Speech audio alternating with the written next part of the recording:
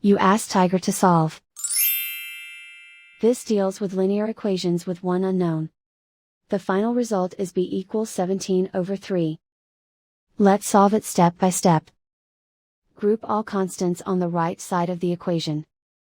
Add 11 to both sides. Simplify the arithmetic.